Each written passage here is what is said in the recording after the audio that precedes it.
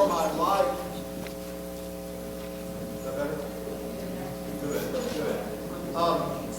I think you're really going to enjoy tonight's show. It's a really appropriate that we do it in the week of Valentine's Day because this is Thornton Wilder's Valentine's to Broadway. This show has a long history. In 1938, it premiered at the Velasco Theater, and it was called The Merchant of Yonkers. And it was a story about this cranky old man looking for a new lease on love and life. It did so well that they rewrote it about 15 years later and put the emphasis not on the Merchant of Yonkers, but on the woman that was trying to find him a bride, and they call it The Matchmaker. The Matchmaker is one of Thornton Wilder's most endearing shows. It's a classic, and for the play that we do every year, what we call the straight play, the non-musical play, I always want to expose the students to a classic show, something that they might not necessarily run into in college or even here in high school. And so we're learning things. This show takes place in the 1890s, as you can see in your program. The Matchmaker was such a huge success. It was made into a movie. Shirley Booth starred as the Dolly character from Hazel fame, the TV show Hazel. She was the original Dolly in the movie version. The role of Dolly's been played by so many famous actors throughout history because in 1964 they adapted this play you're going to see tonight into the musical Hello, Dolly that just swept the Tony Awards that year. And so the whole story of Horace Mann Gelder trying to find a wife has become just a classic of American theater, and we're proud to present it to you tonight. I hope you can come back and see the rest of our season. We've got we're doing Drama One is doing their one-act plays in March 5th, and then on the 29th we have our annual Showcase 26. It's hard to believe that it's 26. And that'll be our annual musical review with a little bit of something for everybody right here on this stage. And then we'll finish our season, of course, with Anastasia in the first week of May, 1st through 3rd.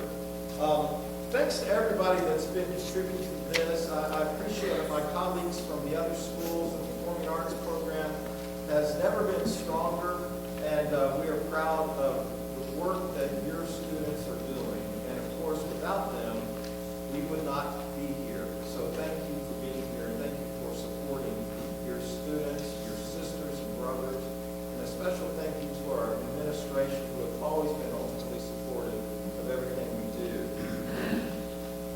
Well, I want you to sit back and relax and enjoy this Valentine week presentation for Wilders and Matchmakers.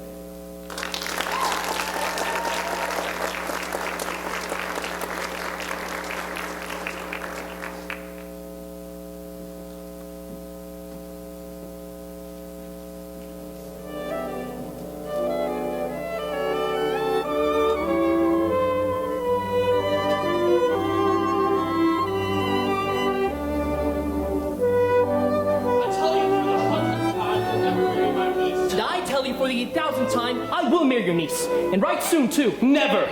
Your niece is of age, Mr. Vandergelder. She's consented to marry me. This is a free country, Mr. Vandergelder, not a private kingdom of your own. There are no free countries for fools, Mr. Kemper. I thank you for the honor of your visit. Good morning. Mr. Vandergelder, will you please sit still for 1 minute? If I cut your throat, it'd be practically unintentional. Ermengarde is not for you, nor for anybody who cannot support her. I tell you, I can support her. I make a very good living. No, sir, a living is made, Mr. Kemper, by selling something that everybody needs at least once a year. Yes, but... Yes, sir, and $1 million is made by selling something that everybody needs every day. But you artists sell something that nobody needs ever. That's not true. You may sell a picture once in a while, but you'll make no living. Joe! Go over there and stomp 3 times. I want to talk to Cornelius. Not only can I support her now, but I have considerable expectations. Expectations? We merchants don't do business with those. I don't keep accounts with people who promise to pay something someday, and I don't allow my niece to marry such people. Very well. From now on, you might as well know that any way that I can find for us to get married is right and fair. Ermengarde is of age, and there's no law. Law? Let me tell you something, Mr. Kemper. The law is there to prevent foolishness. We men of sense are there to prevent crime. It's I and not the law that prevent Ermengarde from marrying you. And I've taken some steps already. I sent her away to get this nonsense out of her head. Ermengarde's not here? She's gone. East, west, north, south. I thank you for the honor of your visit. Good morning. Everything's ready, Mr. Vandergelder. Ermengarde and I just finished packing the trunk. Hold your tongue! Yes, Mr. Vandergelder. Ermengarde's ready to leave. Her trunk's all marked. Care Miss Van Heusen, 8 Jackson Street, New York. Death and damnation, didn't I tell you it was a secret? Care Miss Van Heusen, 8 Jackson Street, New York. Good morning, Mr. Vandergelder. It won't help you, Mr. Kemper. Deaf and blind? At least you could do me the honor of being dumb. Such a temper. Lord save us. Yes, Mr. Vandergelder. Go on and grab my niece's trunk and carry it over to the station. Wait! Gertrude! Has Mrs. Levi arrived yet? Don't shout. I can hear perfectly well. Everything's clearly marked. Have the buggy brought around to the store in half an hour. Yes, Mr. Vandergelder. This morning I'm joining my lodge parade, and this afternoon I'm going to New York. Before I go, I want to talk to you and Barnaby. Good news. I'm going to promote you. How old are you? 33, Mr. Vandergelder. What? 33. That all? That's a foolish age to be at. 33. A man's not worth a cent until he's at least 40. We just pay him wages to make mistakes, don't we, Joe? You almost lost an ear on it, Mr. Vandergelder. I'm going to promote you to chief clerk. What am I right now, Mr. You're Vandergelder? an impertinent fool, that's what you are. Now, if you behave yourself, I'll promote you from impertinent fool to chief clerk. And Barnaby may be promoted from idiot apprentice to incompetent clerk. Thank you, Mr. Vandergelder. However, I want to talk to you again before I go. Go and grab my niece's trunk. Yes, Mr. Vandergelder. The world's going to pieces. The world's getting crazier every minute. Like my father used to say, the horses will be taking over the world soon. I did what I could, Mr. Vandergelder. With you flying in and out of the chair. Fine, fine, Joe. You do a fine job. Same fine job you've done for me for 20 years. Joe, I've got very special reasons for looking my very best today. Isn't there a little something extra that you could do? A little something special? I'll pay you right up to 50 cents, see what I mean? Do some of those things you do to the younger fellas. Touch me up, smarten me up a bit. All I know is 15 cents worth, Mr. Vandergelder, and that includes everything that's decent to do to a man. Now hold your horses, I've Joe. been shaving you for 20 years, and you never asked me no such question before. Now hold your horses. I'm going to tell you a secret, but I don't want you telling it to that riffraff down at the barbershop, what I'm going to tell you now. I've got very special reasons for looking my best. It's because I'm going to New York today, and I'm going to call on my intended, a very refined lady, and we're going to get married. Your getting married is none of my business, Mr. Vandergelder, and all I know is 15 cents like usual, and I don't dye no hair. Not even for 50 cents, I don't. Joe Scanlon, get out! Lastly, it seems to me like you're pretty rash to judge which is a fool and which isn't a fool, Mr. Vandergelder. People that's et onions is bad judges who's et onions and who ain't. Good morning, ladies. Good morning, Mr. Vandergelder. Well, what do you want? Uncle, you said you wanted to talk to us. Oh, yes, Gertrude, go and get my parade regalia. What? The uniform for my lodge parade! What? Oh, yes. Lord have mercy. Ermengarde, I had to talk with that artist of yours. He's a fool.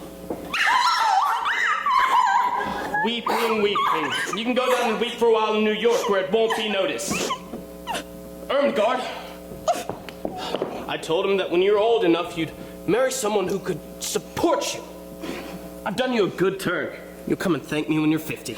But I love him. And I tell you, you don't. But I do. And I tell you, you don't. Leave those things to me. Oh, if I don't marry Ambrose, I know I'll die. What of? A broken heart. Never heard of it. Mrs. Levi is coming in a moment to take you to Miss Van Heusen, an old friend of your mother's. You're going to stay 2 or 3 weeks. You're not to accept any letters except from me. I'm coming to New York today, and I'll call on you tomorrow. Who are you? Malachi Stack, Your Honor. I heard you need a new apprentice in the hay, feed provision, and hardware business.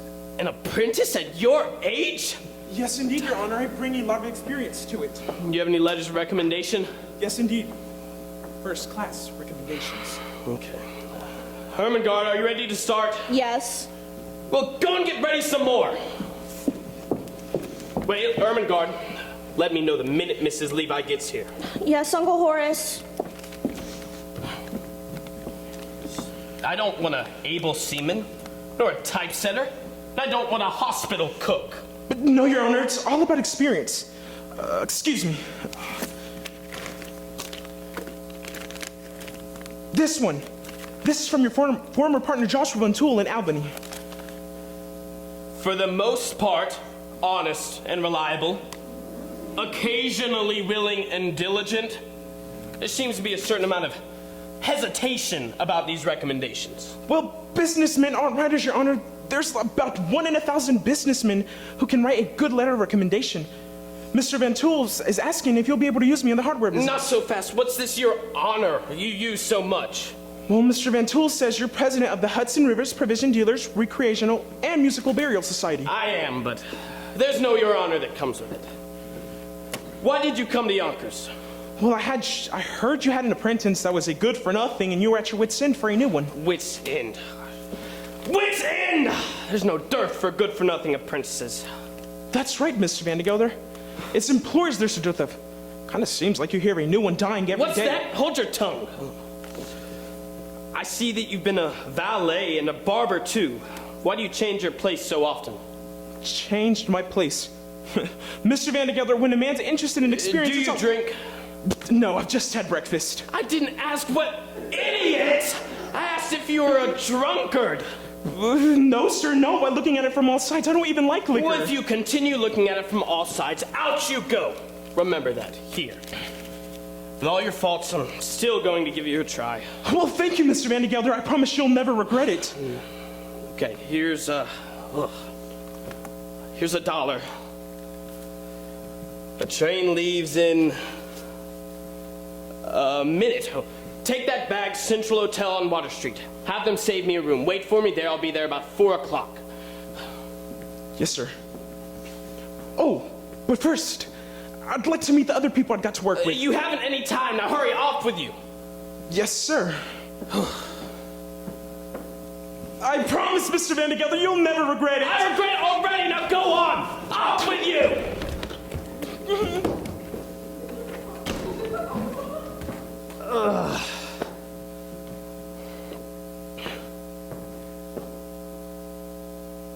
99% of the people in the world are fools, and the rest of us are at great risk of contagion. You see, I wasn't always free of foolishness as I am now. I was once young, which was foolish. I fell in love, which was foolish. I got married, which was foolish. And for a while I was poor, which was more foolish than all the other things put together. My wife died, which was foolish of her. I grew old, which was sensible of me. And I became a rich man, which is as sensible as it is rare. Since you see I'm a man of sense, I guess you're wondering on why I'm getting married again. Well, for 2 reasons. In the first place, I like my house run with comfort, order, and economy. And well, that's a woman's work, but a woman can't do it well enough if she's merely being paid for it. A woman must have the feeling that she owns the house. Marriage is a bribe to make a housekeeper think that she's a householder. Have you ever watched an ant carry a burden twice its size?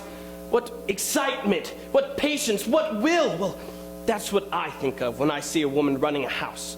What giant passions in those little bodies. What quarrels over the butcher for the best cut. What fury at discovering a moth in the cupboard. Believe me, if women could harness their natures to more than a house and a baby carriage, they'd change the world.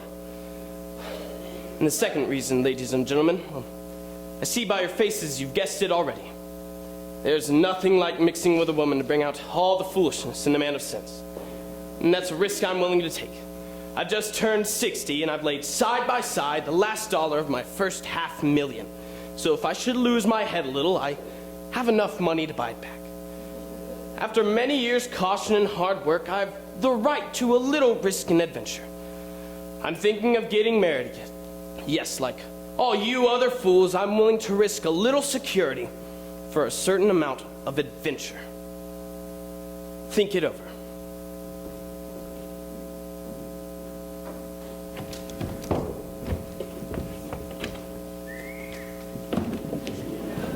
Ambrose, if my uncle saw you... Get your hat. My hat? Quick, your truck's at the station. We're running away. Running away?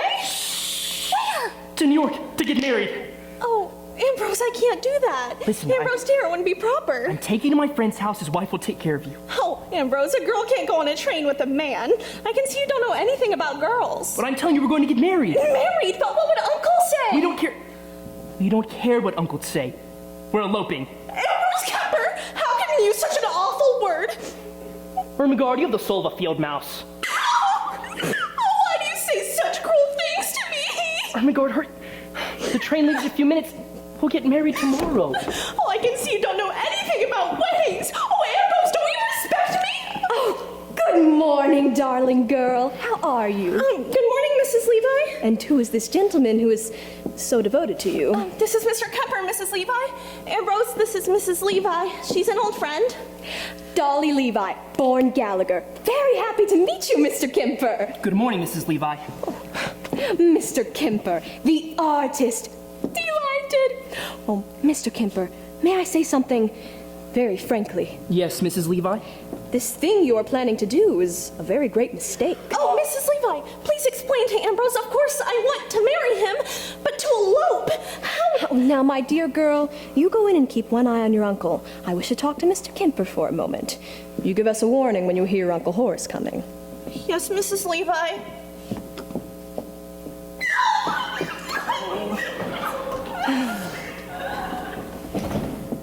Mr. Kemper, I was this dear girl's mother's oldest friend. Believe me, I'm on your side. I hope you two will be married very soon. And I think I can say I can be of some real service to you. You see, Mr. Kemper, I always go right to the point. What is the point, Mrs. Levi? Mr. Vandergelder is a very rich man, and Ermengarde is his only relative. I'm not interested in any of Mr. Vandergelder's money. I have enough to support a wife and family. Enough? How much is enough when one is thinking of children in the future? The future is the most expensive luxury in the world, Mr. Kemper. Mrs. Levi, what are you suggesting? Believe me, Mr. Vandergelder wishes to get rid of Ermengarde, and if you follow my suggestions, he will even permit her to marry you. You see, Mr. Vandergelder is thinking of getting married himself. What? That monster? Mr. Kemper! Married? To you, Mrs. Levi? Oh, no. I am merely arranging it. I'm helping him to find a suitable bride. Well, what exactly? But there are no suitable brides, Mr. Vandergelder. I think we can safely say that he will be married to somebody by the end of next week. What exactly are you suggesting, Mrs. Levi? I'm taking Ermengarde to the next train to New York. I shall not take her to Miss Van Heusen's, as is planned. I shall take her to my house. I wish for you to call for her at my house at 5:30. Here is my card. Mrs. Dolly Gallagher Levi. Varicose veins reduced. I beg your pardon. I beg your pardon. Consultation's free. I meant to give you my other card. Oh, this one. Mrs. Dolly Gallagher Levi. Aurora hosiery, instructions in the mandolin and guitar. You do all these things, Mrs. Levi? 2 and 2 make 4, Mr. Kemper. Always did. Now, you two will come to my house at 5:30. At around 6, I shall take you both with me to the Harmonia Gardens restaurant on the Battery.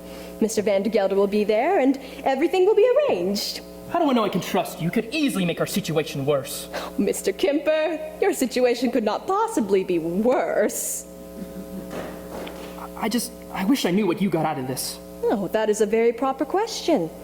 I get 2 things, profit and pleasure. How? Mr. Kemper, I'm a woman who arranges things. At present, I'm arranging Mr. Vandergelder's domestic affairs. Out of it, I get, shall we call it, little pickings? I need little pickings, Mr. Kemper, and especially just now when I haven't got my train fare back to New York. You see, I am frank with you. But that's your profit, but where do you get your pleasure? Mr. Kemper, when When you artists paint a hillside or a river, you change everything just a little. You make thousands of little changes, don't you? Nature is never completely satisfactory, and it must be corrected. Well, I'm like you artists. Life as it is never quite interesting enough for me. I'm bored, Mr. Kemper, with life as it is, and so I do things. I put my head in here, and I put my head in there, and I watch and I listen, and often I'm very much amused. Not in my affairs, Mrs. Levi. Wait, I haven't finished! There's one more thing I would like to say. I'm very interested in this household here, in Mr. Vandergelder and all that idle, frozen money of his. I don't like the thought of it lying in great piles in the bank, useless, motionless, Mr. Kemper. Money should circulate like rainwater. It should be flowing down among the people, through dressmakers and restaurants and cabmen, setting up a little business here and furnishing a good time there. Do you see what I mean? Yes, I do. New York should be a very happy city, Mr. Kemper, but it isn't. My late husband came from Vienna. Oh, now there's a city that understands this. I want New York to be more like Vienna, and less like a collection of nervous and tired ants. So if you and Ermengarde got a good deal of Mr. Vandergelder's money, I want you to see that it starts flowing in and around a lot of people's lives. And for that reason, I want you to come with me to the Harmonia Gardens restaurant tonight. Mrs. Levi, Uncle Horace is coming. Mr. Kemper, I think you'd better be going. There.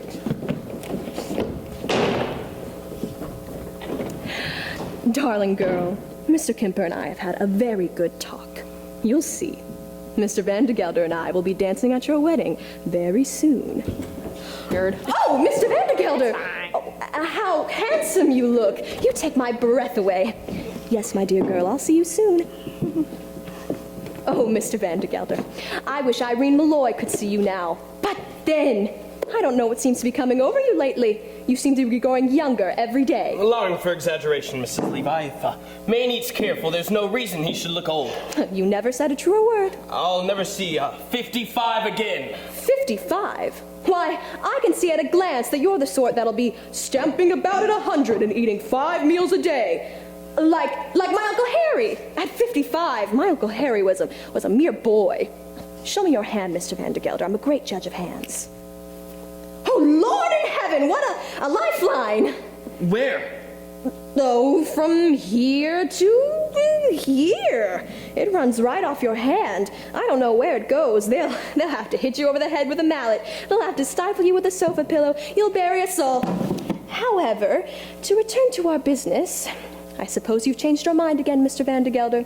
I suppose you've given up all idea of getting married. Not at all, Mrs. Levi. I have news for you. News? I've practically decided to ask Mrs. Malloy to be my wife. You have? Yes, I have. Oh, you have. Well, that's just about the best news I've ever heard. So there's nothing more for me to do but to wish you every happiness under the sun and say goodbye. Well, Mrs. Levi, surely I thought that... Well, I did have a little suggestion to make, but I won't. You're going to marry Irene Malloy, and that closes the matter. What suggestion was it, Mrs. Levi?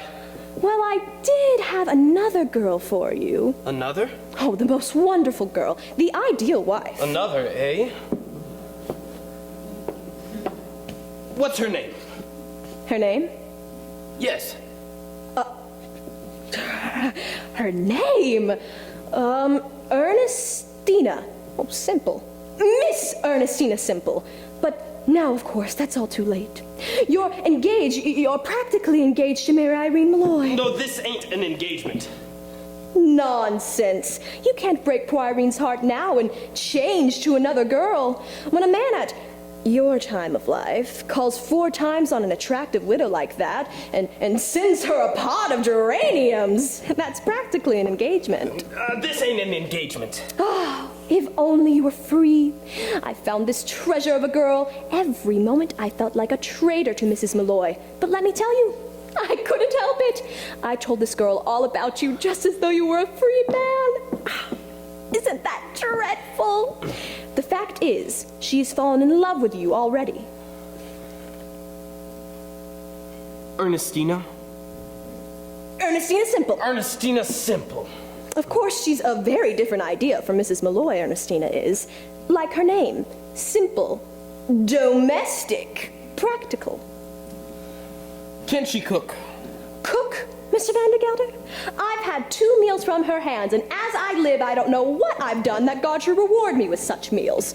Her duck, her steak. We don't eat duck and steak in this house every day, Mrs. Levi. Oh, but didn't I tell you? That's the wonderful part about it.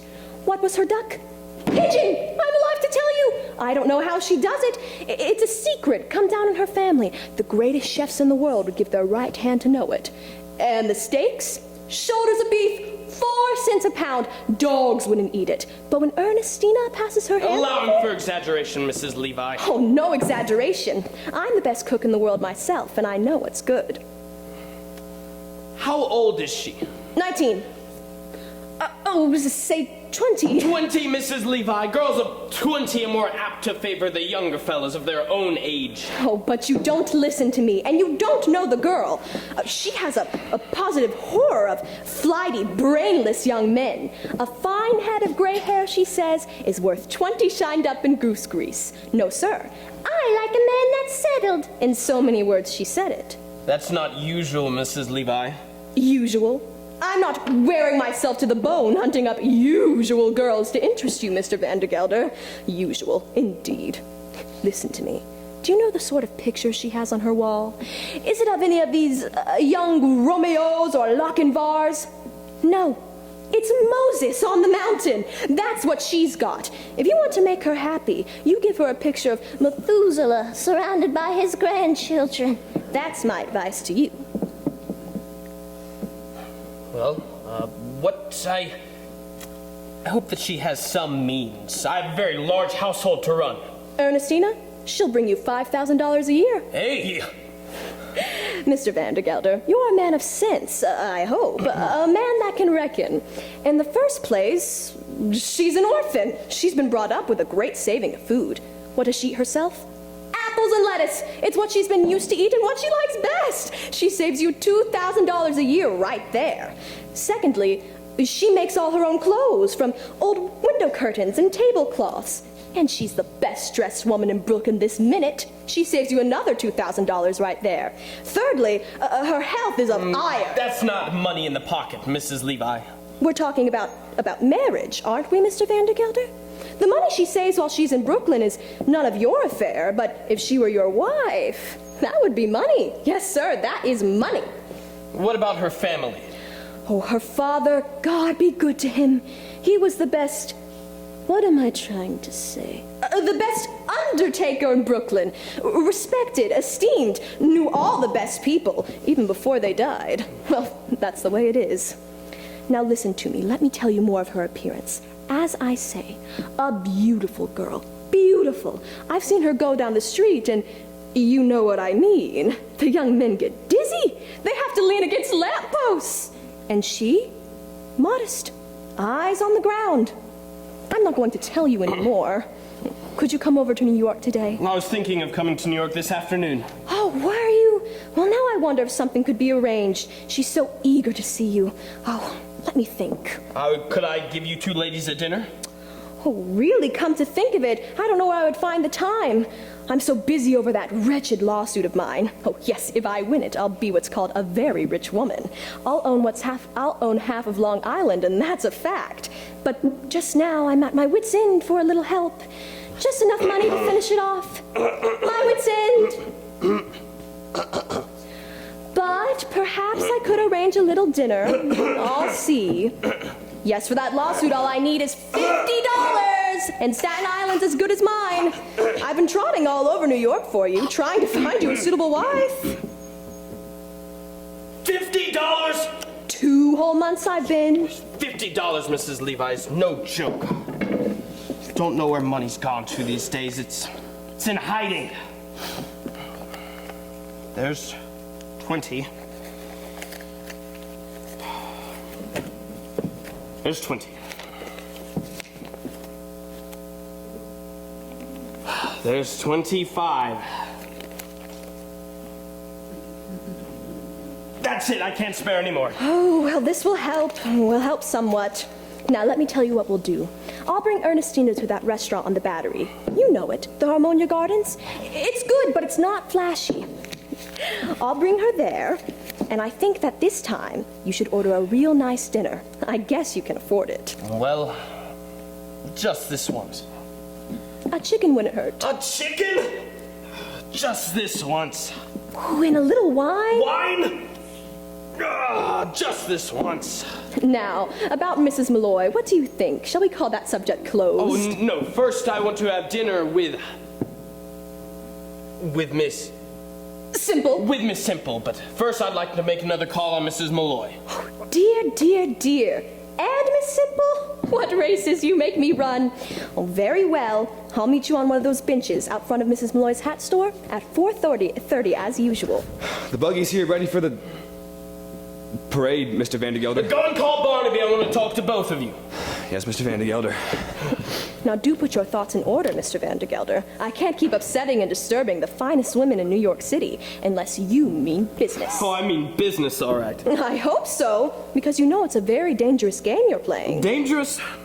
Dangerous, Mrs. Levi. Of course it's dangerous, and it's got a name. You're tampering with these women's affections, aren't you? And the only way you'll save yourself now is to be married to someone by the end of next week. So think that over.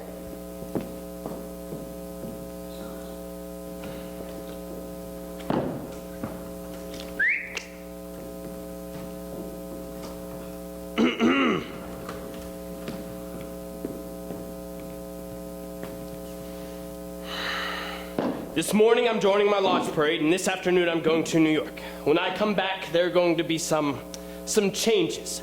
I'll tell you what the change is, but I don't want you discussing it amongst yourselves. Fact is, you're going to have a mistress. I'm too young, Mr. Vandergelder. Not yours, idiot! Not yours, mine! Hey, hold your tongue when you're spoken to. I'm thinking of getting married. Many congratulations, Mr. Vandergelder, and my compliments to the lady. It's none of your business. Now, go back to the store. Do you have any questions before I go? Mr. Vandergelder, does Chief Clerk get an evening off every week? So that's the way you begin being chief clerk, is it? When I was your age, I got up at 5. I didn't close the store until 10, and then I put a good hour in at the account books. The world's going to pieces. You elegant ladies lie in bed until 6, and then at 9 at night you rush to close the door so fast that the customers bark their noses. Sir, you'll attend the store as usual, and on Friday and Saturday nights you'll remain open until 10. Now hear what I say. This is the first time I'm going to be away from the store overnight. So when I get back, I want to hear that you've run the place perfectly in my absence. If I hear of any foolishness, I'll discharge you. An evening free? An evening free. Do you think I had evenings free? If I had evenings free, I wouldn't be what I am today.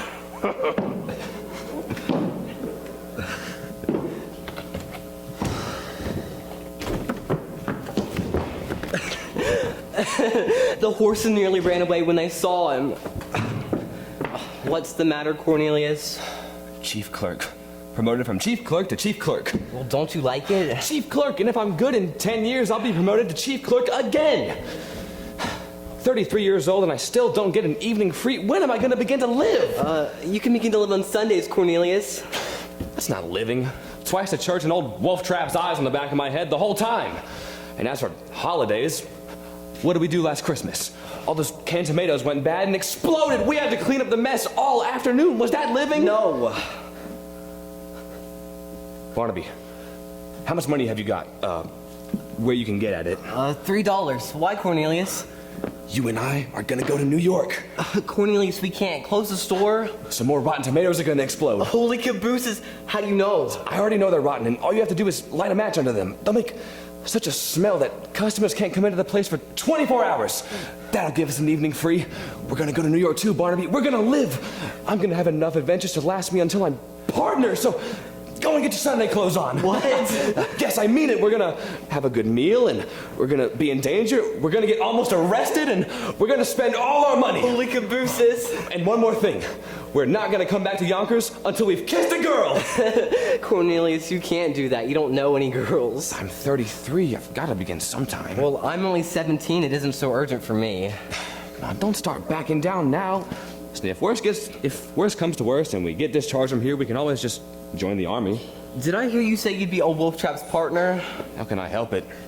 It's getting old. You go to bed at 9, open the store at 6. You get promoted upwards whether you like it or not. My partner? Oh, there's no way of getting away from it. You and I will be Vandergelders. I might rise a little, but I'll never be a Vandergelder. Listen, everybody thinks when he gets rich, he'll be a different kind of rich person from the rich people that he sees around him.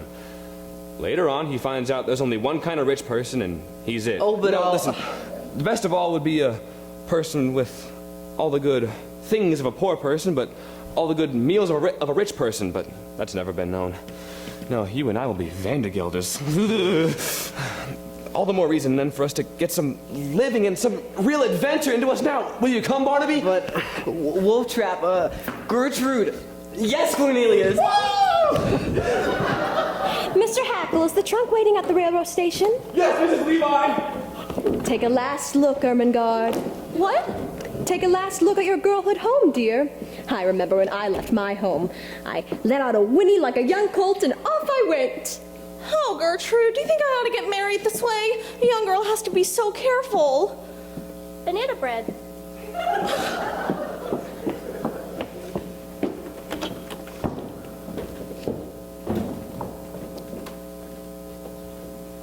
You know, I think I'll have this room with blue wallpaper. Yes, in blue.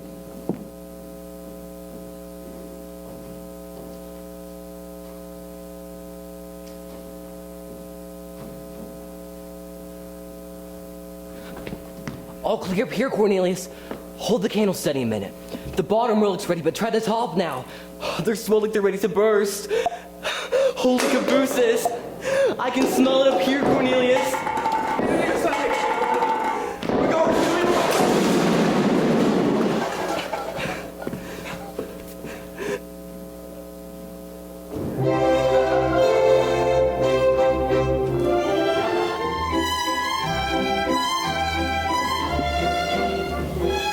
La la la la la la la la la la la.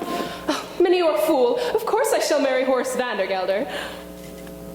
Oh, Mrs. Malloy, I didn't ask you. I wouldn't dream of asking you such a personal question. Well, it's what you meant, isn't it? And there's your answer. I shall certainly marry Horace Vandergelder, if you should ask me. Oh, Mrs. Malloy, I know it's none of my business, but Well, speak up, Minnie. I can't hear you. Do you... Oh, Minnie, you're a fool. Say it. Do I love him? Of course I don't love him, but I've got 2 good reasons for marrying him just the same. Put something on that hat, Minnie. It's not ugly enough. Not ugly enough? I couldn't sell it. Put a sponge on it. Why, Mrs. Malloy, you're in such a mood today. In the first place, I shall marry Horace Vandergelder to get away from the millinery business. I've hated it from the first day I had anything to do with it. Minnie, I hate hats. Why, what's the matter with the millinery business? I can no longer stand being suspected of being a wicked woman while I have nothing to show for it. I can't stand it. Why, Mrs. Malloy, no one would dream of suspecting you. Oh, Minnie, you're a fool. All mill nurses are suspected of being wicked women. Why, half the time all those women come into the shop merely to look at me. Oh! They enjoy the suspicion, but they aren't certain. If they were certain I was a wicked woman, they wouldn't put foot in this place again. Do I go to restaurants? No, it would be bad for business. Do I go to balls or theaters or operas? No, it would be bad for business. The only men I ever meet are feather merchants. Oh, Minnie, what are those 2 young men doing out there on that park bench? Take my word for it. Either I marry Horace Vandergelder, or I burst out of this place like a fire engine. I'll go to every ball and opera and theater in New York City. But La la, Mr. Vandergelder's not... La. Oh, speak up, Minnie. I can't hear you.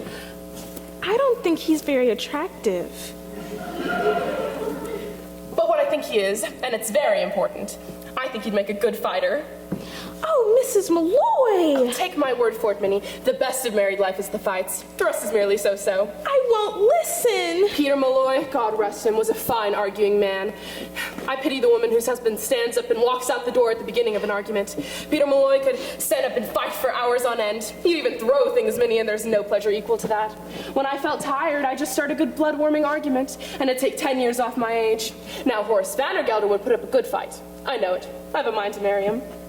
Why, Mrs. Malloy, the things you're saying today. Oh, those two men out in the street. What? Those two men, it looks as if they meant to come in here. Well, now, it's about time some men came into this place. I'll give you the younger one, Minnie. Aren't you terrible? Just you wait till I get my hands on that older one. Mark my words, Minnie. We'll get an adventure out of this yet. Adventure, adventure. Why does everyone have adventures except for me? Because I have no spirit. I have no gumption. Oh, Minnie, they're coming in here right now. Let's go into the workroom and make them wait for us a minute. But Mrs. Malloy, my word! Hurry up, Minnie, be quick now.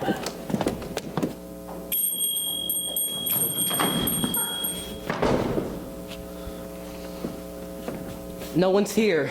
Some women were here a minute ago. I saw them. Oh, that's a wolf trap, all right. Come on. Oh, we've got to hide here until he passes by. Well, he's sitting on that bench and maybe quite a while.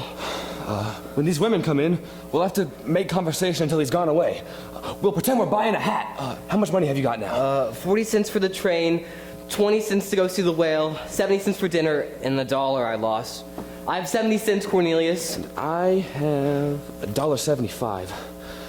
I wish I knew how much hats cost. Is this an adventure, Cornelius? No, but it may be. I think it is.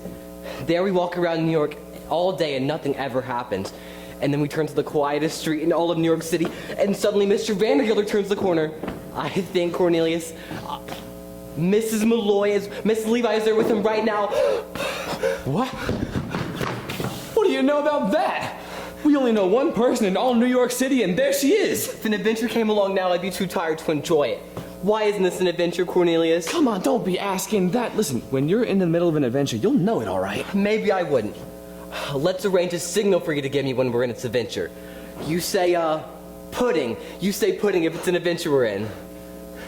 I wonder where the lady who runs the store is. What's her name again? Mrs. Malloy. Hats for ladies. Oh, yes. I have to think over what I'm going to say when she comes in. Good afternoon, Mrs. Malloy. Wonderful weather we're having. We've been looking everywhere for some beautiful hats. That's fine, Cornelius. Good afternoon, Mrs. Malloy. Wonderful weather. We'll make her think we're rich. Ooh. Good afternoon, Mrs. Malloy. We have been looking everywhere for some beautiful... Oh, I'm sorry. Have I kept you waiting? Good afternoon, gentlemen. Cornelius Hackle. Here, Barnaby Tucker. I'm very pleased to meet you. Perhaps I can help you. Won't you sit down? Thank you. We will.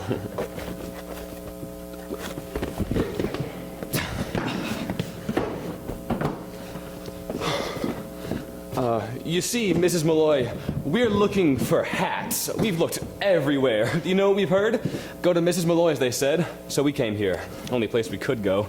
Well, now, that's very complimentary. And we were right. Everybody was right. You wish to choose some hats for a friend? Yes, exactly. Oh, yes, exactly. We were thinking 5 or 6, weren't we, Barnaby? 5. You see, Mrs. Malloy, money's no object with us. None at all. Why, Mr. Hackle? I beg your pardon. What an interesting street. Something happening every minute. Passes by and this and that. You're from out of town, Mr. Hackle? Yes, ma'am. Barnaby, keep your eye on the street, will you? You won't see that in Yonkers every day. Yes, I will. Not all of it. Now, this friend of yours, couldn't she come in with you someday and choose her hats herself? Oh, no. It's a surprise for her. Indeed. That may be a little difficult. It's not entirely customary. Oh, your friend's very interested in the street, Mr. Hackle. Oh. Yes, he has reason to be. You said you were from out of town? Yes, we're from Yonkers. Yonkers? Yonkers, yes, Yonkers. You should know Yonkers, Mrs. Malloy. Hudson River, Palisades, Drives. Some say it's the most beautiful town in the world. That's what they say. Is that so? If if you ever had a Sunday free, we'd like to show you Yonkers. You know, it's very historic, too. Well, that's very kind of you. Well, perhaps. Now about those hats. Is there, maybe Mr. Malloy would like to see Yonkers, too. Oh, I'm a widow, Mr. Hackle. You are? I'm so sorry. That's too bad. Mr. Malloy would have enjoyed Yonkers. Very likely. Now, this friend of yours, Mr. Hackle, is she light or dark? Oh, don't worry about that for a minute. Any hat you'd like will be perfectly all right with her. Really? Do you like this one? Barnaby. Barnaby, look! Hello. Mrs. Malloy, that's the most beautiful hat I ever saw. Your friend is acting very strangely, Mr. Hackle. Barnaby, stop acting strangely. Listen, when the street's all quiet and empty, come back and talk to us. What was I saying? Oh, yes. Mrs. Malloy, you should know Yonkers. Oh, as a matter of fact, I have a friend in Yonkers. Perhaps you know him. It's always so foolish to ask in cases like that, isn't it? It's a Mr. Vandergelder.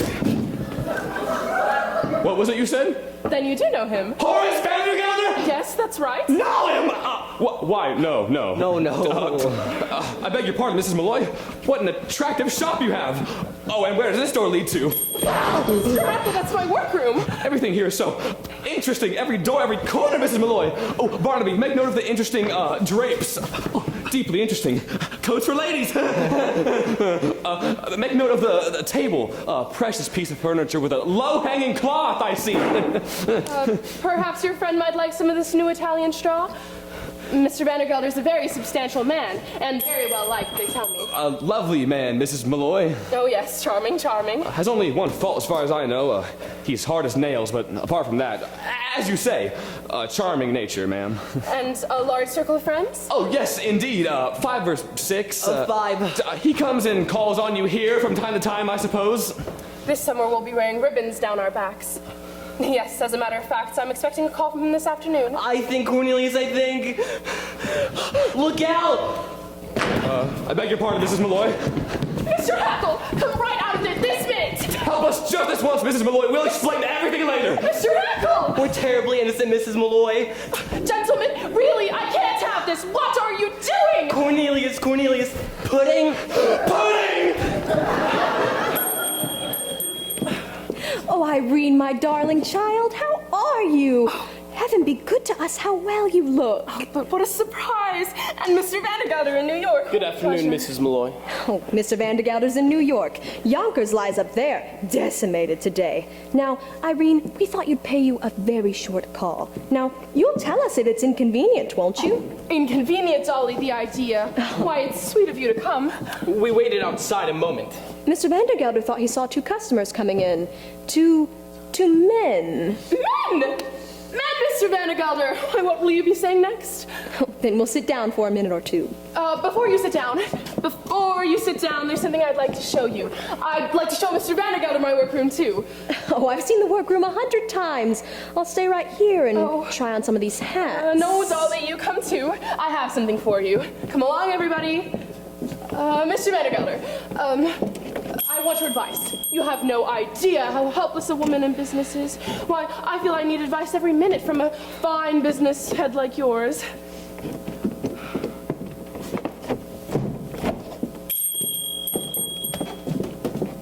Now I shut the door.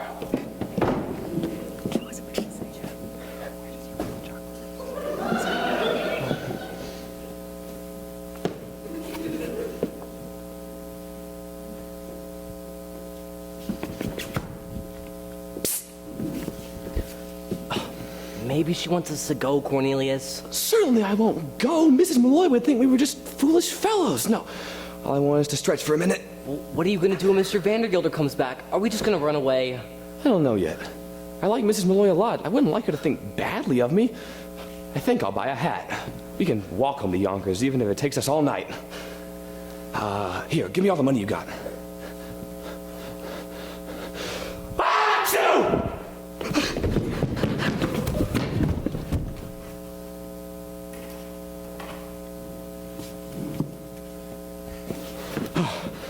Golly, those perfumes in that cupboard tickle my nose. I like it in there. It's a woman's world and very different. Well, I like it where I am too. Only I like it better if I had a pillow. Oh, here, take this coat. I'll roll it up for you so it won't get mussed. Ladies don't like to have their coats mussed. That's fine. I can listen to Mr. Vandergelder talk now.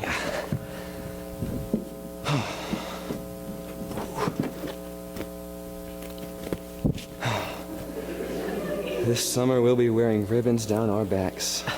Can I take my shoes off, Cornelius?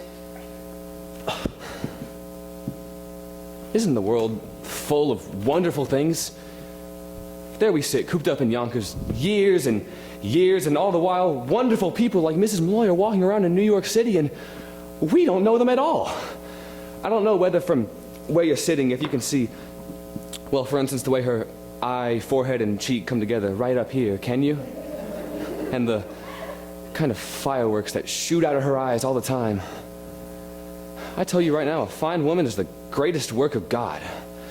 You can talk all you like about Niagara Falls, the pyramids. They aren't in it at all. And of course, up there at Yonkers, they'd come into the store and buy this and that. And I said, yes, ma'am, and that'll be 75 cents, ma'am. And I watched them, but today I've talked to one. Equal to equal. Equal to equal, and to the finest one that ever existed, in my opinion. They're so different from men. Why, everything they say and do is so different. You feel like laughing all the time. Golly, they're different from men, and they're awfully mysterious, too. You can never really be sure what's going on in their heads. They have a kind of wall around them all the time of pride and a sort of play acting. I bet you could know a woman 100 years without ever being really sure whether she liked you or not. This minute, I'm in danger. I'm in danger of losing my job, my future, everything that people think is important. But I don't care. Even if I have to dig ditches for the rest of my life, I'll be a ditch digger who once had a wonderful day. Barnaby, wake up! Ow, you woke me. We can't go back to Yonkers yet, and you know why. Why not? We've had a good meal, we've had an adventure, we've been in danger of getting arrested. There's only one more thing that we've got to do before we can go back to be successes in Yonkers. Cornelius, you're never gonna kiss Mrs. Malloy. Maybe. She'll scream. Barnaby, you don't know anything at all. You might as well know right now that everybody except us goes through life kissing right and left all the time. Well, thank you for telling me. I often wondered.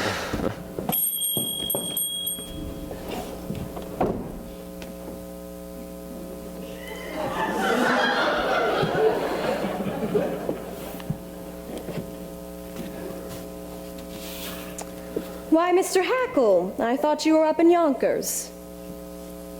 I almost always am, Mrs. Levi.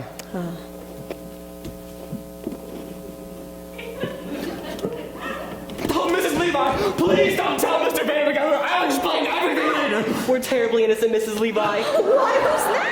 Barnaby Tucker just paying a call. Well, who else is here? Just the two of us, Mrs. Levi, that's all. Oh, old friends of Mrs. Malloy's, is that it? We never knew her before a few minutes ago, but we like her a lot, don't we, Barnaby? In fact, I think she's the finest person in the world. I'm ready to tell that to anybody. And does she think you're the finest person in the world? Oh, no, I don't suppose she even notices that I'm alive. Well, she must notice that you're alive in that cupboard of hers. Well, if I were you, I'd get right back into it. Somebody could be coming in any minute. Can I help you? Oh, no, I was just blowing my nose. Mrs. Malloy, I'd like to give you some advice about your business. Oh, advice from Mr. Vandergelder. The whole city should hear this. In the first place, the aim of business is to make profit. Is that so? I never heard it put so clearly before. Did you hear it? You pay those girls of yours too much. You pay them as much as men. Girls like that enjoy their work. Wages, Mrs. Malloy, are paid to make people do work that they don't want to do. Oh, Mr. Vandergelder thinks so ably, and that's exactly the way his business is run up in Yonkers. Mrs. Malloy, I'd like for you to come up to Yonkers. Oh, that's very kind of you.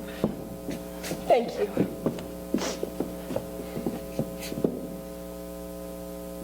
Mrs. Malloy, do you know anybody in Yonkers? As a matter of fact, I do know someone from Yonkers. Someone else. Well, who is it? Someone quite well-to-do, I believe, though a little free and easy in his behavior. Mr. Hackle. Do you know a Mr. Cornelius Hackle up in Yonkers?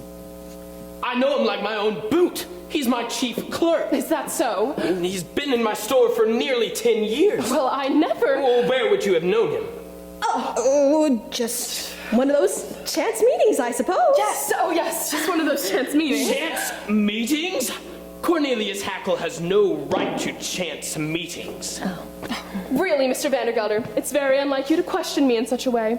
I think Mr. Hackle is better known than you think he is. Nonsense. Well, he's in New York very often, and he's very well liked. He never comes to New York. He works all day in my brand room, and at 9 o'clock at night he goes to sleep in my store.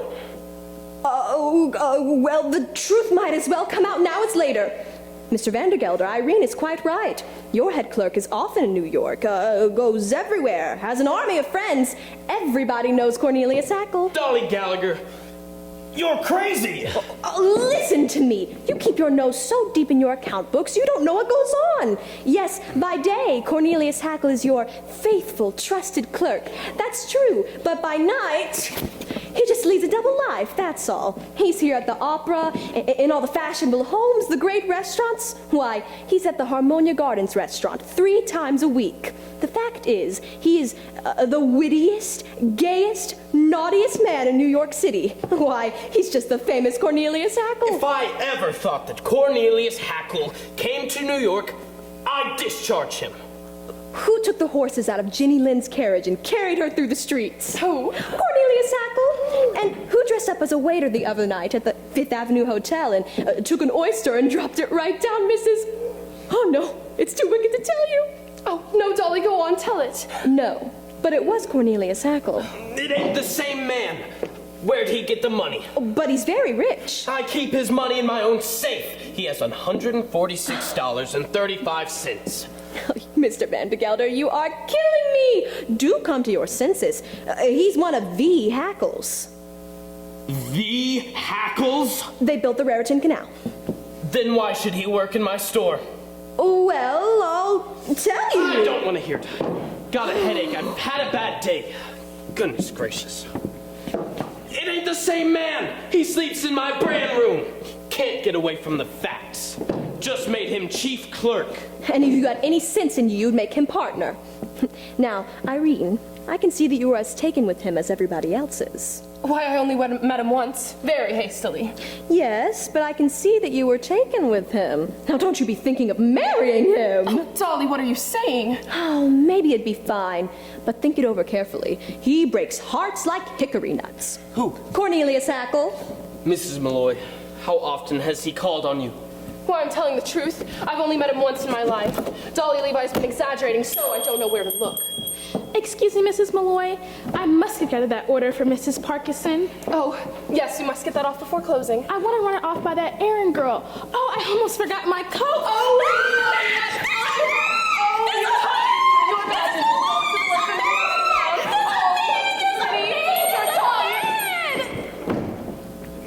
If there's a man in there, we should get him out. Whoever you are, come out of there. Oh, nonsense! There's no man in there. Oh, see? Miss Faye's nerves have just been playing tricks on her. Come, let's sit down again. What were you saying, Mr. Vandergelder?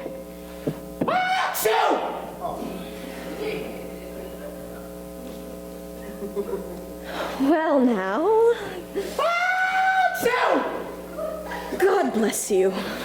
Yes, there is a man in there. There's a very simple explanation, and I'll explain it all to you another time. But thank you for coming to visit me. Good afternoon, Dolly. Good afternoon, Mr. Vandergelder. You're protecting a man in there.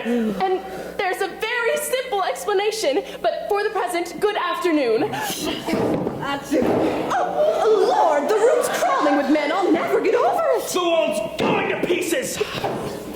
Oh, come, Mr. Vandergelder. Ernestine Simple is waiting for us.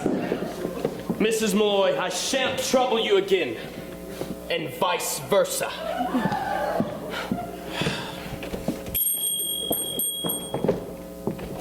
Irene, when I think of all the interesting things you have in this store, make the most of it, dear. Goodbye. Goodbye.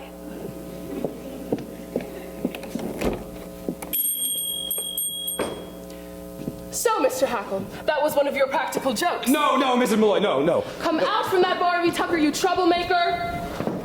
Minnie, there is no need to be afraid. I know all about these gentlemen. Mrs. Malloy, we realized that what happened here So was... you think because you're rich, you can make up for all the harm you do, is that it? No. No.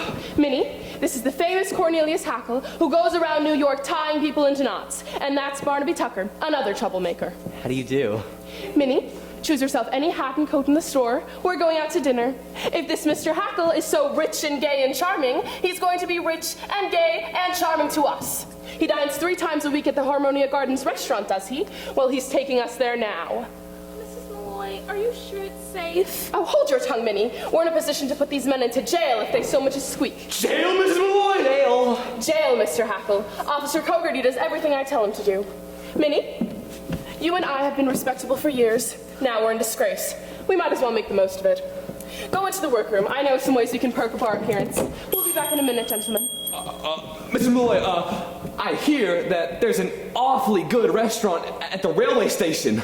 Railway station?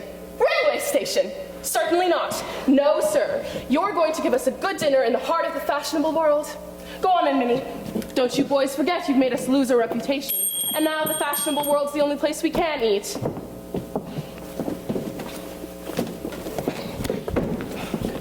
She's angry at us, Cornelius. Maybe we should just run away? No. I am gonna go through with this if it kills me. Barnaby, for a woman like that, a man could consent to go back to Yonkers and be a success. All I know is no woman's gonna make a success out of me. Listen, jail or no jail, we are gonna take those ladies out to dinner, so grit your teeth. Whew. Gentlemen, the cabs are at the corner, so forward march. Yes, ma'am. Oh, God. Mrs. Malloy, is it far to the restaurant? Couldn't we walk? Minnie, take off your things. We're not going. Mrs. Malloy! I don't go anywhere I'm not wanted. I'm not very happy to have met you. Good afternoon. Mrs. Malloy! I suppose you think we're not fashionable enough for you. Well, I won't be a burden to you. Good night, Mr. Tucker. We want you to come with us more than anything in the world, Mrs. Malloy, really. No, you don't. Look at you. Look at the pair of them, Minnie, scowling, the both of them. Please, Mrs. Malloy! Then smile. Go on, smile. No, that's not enough. Minnie, you come with me and we'll get our own supper. Smile, Barnaby, you My face can't smile any stronger. Then do something. Show some interest. Do something lively. Sing! I can't sing. Really, I can't. Oh, we're wasting our time, Minnie. They don't want us. Barnaby, what can you sing? Mrs. Malloy, all we know are sad songs. That doesn't matter. If you want us to come out with you, you've got to sing something.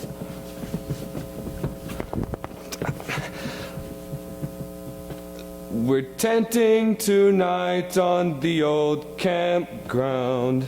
Give us a song to cheer our weary hearts, a song of home and friends we love so dear. Many are the hearts that are weary tonight, wishing for the war to cease. Many are the hearts that are looking for the right to sing the dawn of peace.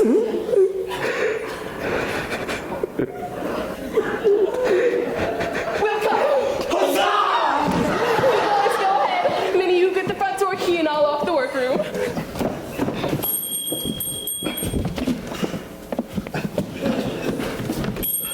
Why, Mrs. Malloy, you're crying. Oh, Minnie, the world is so full of wonderful things. Watch me, dear. Tell me if my petticoat's showing.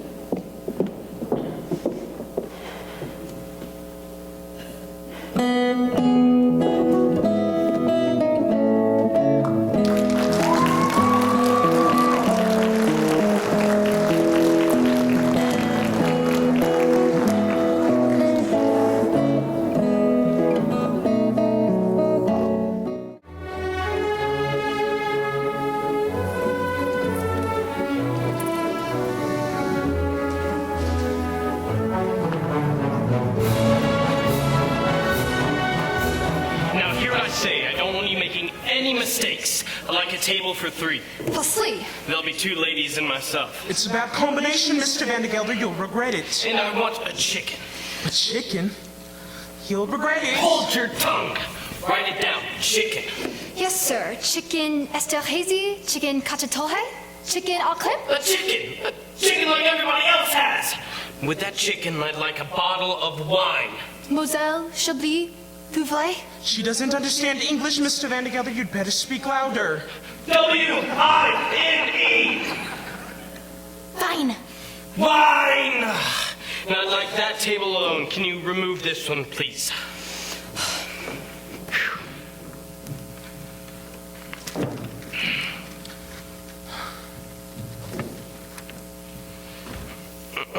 Look there now, Mr. Van de Gelder. People coming in here now.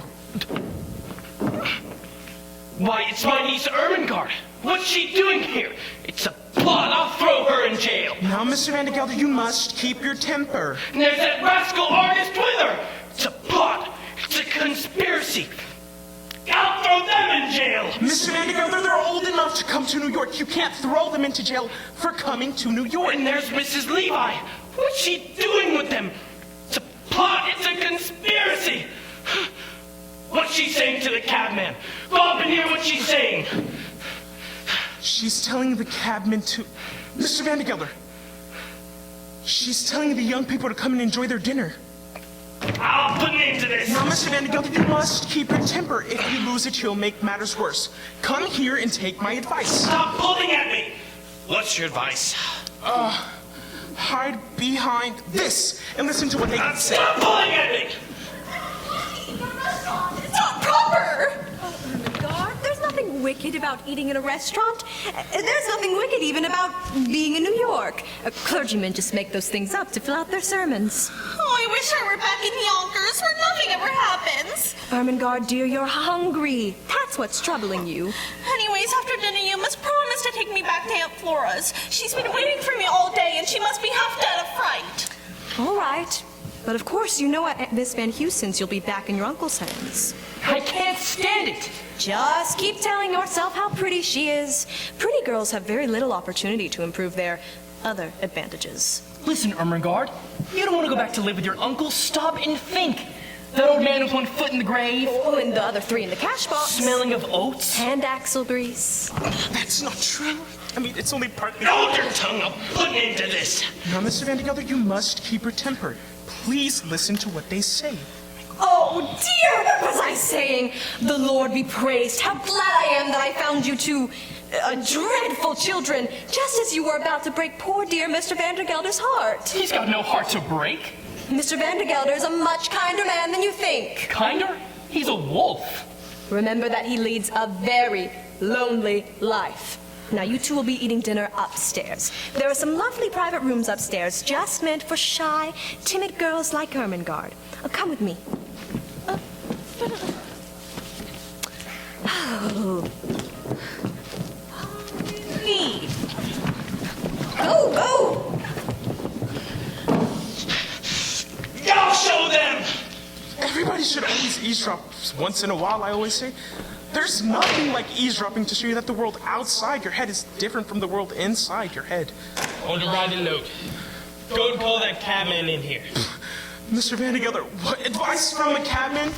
They have so little life, they have no ideas left. Do as I tell you! Yes, sir. Advice of a cabman. My dear Miss Van Heusen, everybody's dear in a letter. It's enough to make you give up writing them. My dear Miss Van Heusen, this is Ermengarde and that rascal artist. They're trying to run away. Keep them in your house until I come. What's he want? I want to talk to you. I'm engaged. I'm waiting for my parties. How would you like to earn $5? Eh? I asked, how would you like to earn $5? I don't know. I never tried. When those parties of yours come downstairs, drive them to this address. Never mind what they say, drive them there. Give that letter to the lady of the house, see that they get in the door, and keep them there. I can't make people go into our house if they don't want to. Can you for $10? even for $10. I can't do it alone. This fella here will help you. What? Now I'm pushing people into houses? There's the address. Miss Flora Van Houston, 8 Jackson Street. Even if I get him in the door, I can't be sure they'll stay there. Can you for $15? Murder begins at $25. Hold your tongue! All you have to do is see that they get into the house, give that letter to the lady of the house, see that the man doesn't run off with the girl. I'll be there in about an hour or two and I'll pay you then. They call the police, I can't do anything. It's perfectly honest business. Perfectly honest. I mean, every man is the best judge of his own honesty. This young lady's my niece. Hold your tongue. This young lady is my niece. She's trying to run away with a good-for-nothing and we're preventing it. Oh, I know them, sir. They'll win in the end. Rivers don't run uphill. Mr. Vandergelder, what did I say? Advice from a cabman. Stack, I'll be back in half an hour. See that that table's set for 3. See that nobody eats here, and then go join the cabman on the box. Yes, sir. Who's your friend? That's not a friend. That's an employee I'm trying out for a few days. You won't like him. I can tell you're into business for yourself because you talk about not liking employers. I've had about 50 employers, but this employer is the most important of them all. I had an employer once. He watched me from 6 in the morning to 8 at night. Just sat there, watching me. Even my mother didn't think I was interested in that. You're right. Being employed is like being loved. You know that somebody's always thinking about you. Let's go in the kitchen and get some whiskey.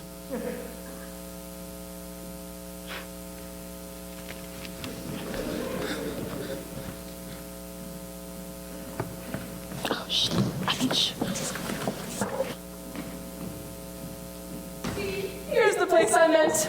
Isn't it fine? Minnie, take off your things. We'll be here for hours. Mrs. Malloy, are you sure you'll like it here? I think I feel a draft. Indeed, I do like it. It's private and it's elegant. Now we're going to have a fine dinner right in this room. We're going to forget all about our troubles and call each other by our first names. Cornelius, call the waiter. Waiter. Wait. I can't make a sound. I must have caught a cold on that ride. Waiter. No, it won't come. I don't believe you. Barnaby, you call him. Waiter, waiter. Irene, I never thought I'd be in this type of place in my whole life. Is this what they call a cafe? Yes, Minnie, this is a cafe. Come sit down. Cornelius. Mrs. Levi gave us to understand that every waiter in New York knew you. They will.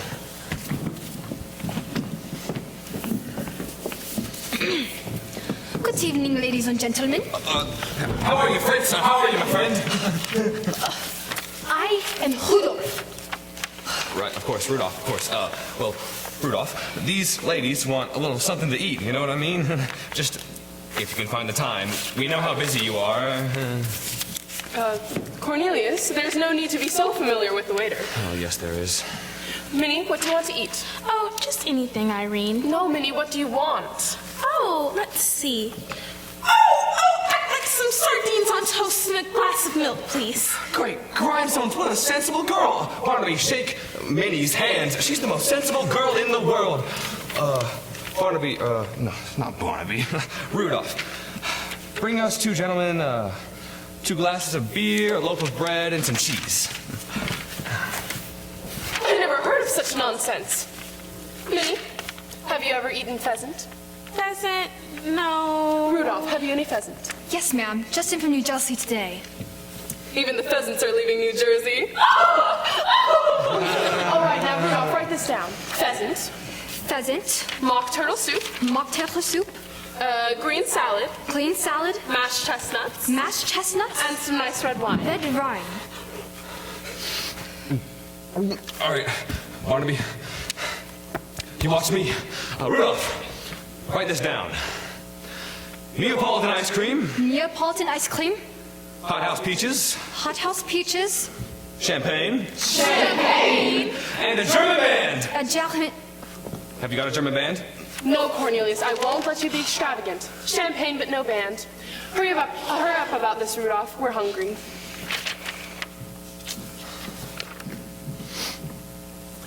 Minnie, you come upstairs with me. I have an idea about your hair. I think it'd be nice in 2 wee horns. Oh, horns! Cornelius, they say in the army you have to peel potatoes all the time. Oh, don't worry about that. By the time that we're out of jail, we can move right over to the old men's home.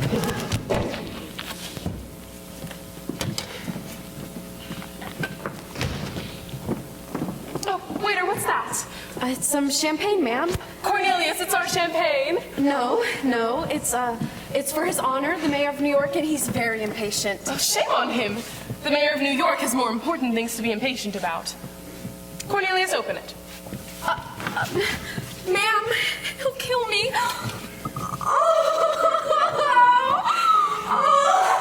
I go to a public restaurant for the first time in 10 years, and all the waiters burst into tears. There. Take that, love, and stop crying.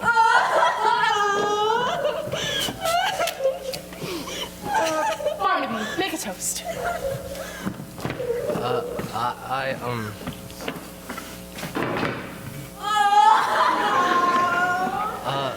So all the ladies in the world, may I get to know more of them? And may I get to know them better? To the ladies! That was very sweet and very refined. Minnie, for that I'm going to give Barnaby a kiss. Oh, hold your tongue, Minnie. I'm old enough to be his mother, and a dear wee mother I would have been, too. Barnaby, this is to you from all the ladies in the world. Cornelius, I can go back to Yonkers now. Pudding, pudding, pudding. Look at Barnaby. He's not strong enough for a kiss. His head can't stand it.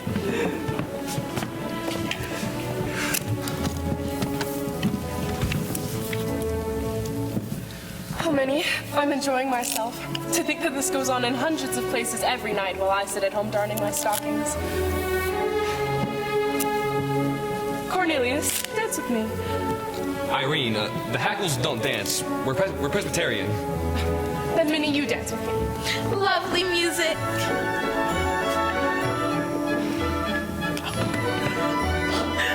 Why, Minnie, you dance beautifully. We girls dance in the workroom and you're not watching, Irene. Oh, you thought I'd be angry. Oh, Minnie, no one in the world understands anyone else in the world. Cornelius, Jenny Lind and all those other ladies. Do you see them all the time? Irene, I put them right out of my head. I'm interested. What the heck? Rudolph, what are you doing? This table's been reserved. Special orders. Stop right there. This table's ours. We got here first. I'm sorry, but this veranda's open to anybody who wants it. There comes the man who brought the order now. Take your table away from here. We got here first, and we're going to stay here. Cornelius, throw him out. Ma'am, we reserved this table at 4 o'clock this afternoon. You can go eat in the restaurant. My employer said it was very important we have this table alone. We got here first, and we're going to stay here. Alone, too. Ladies and gentlemen! Shut up, you. You are an impertinent, idiotic killjoy. That's an insult. All the facts about you are insults. Cornelius, do something. Knock it over. Oh, the table. Knock it over. I'm sorry, nobody can eat here. If you want to eat alone, you must go upstairs. Those are the rules. We're having a nice dinner alone, and we're going to stay here. Cornelius, knock it over. Just wait till you see my employer. I'll tell you what we'll do. There's a big screen over here. We'll put it in between the tables. August, come help me.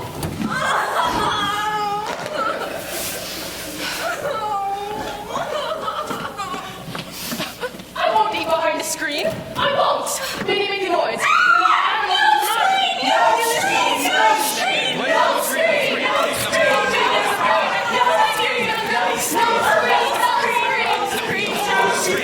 My employer coming out of the back cap right there. I'll knock him down too. Cornelius, it's wolf trap. Yes, it is. Excuse me a moment. Wolf trap. Listen, everybody, I think the screen's a good idea. Rudolph, have you got any more screens? We could do with 3 or 4. Quiet down, Cornelius, and stop changing your mind. Hurry up, Rudolph. We're ready for the soup.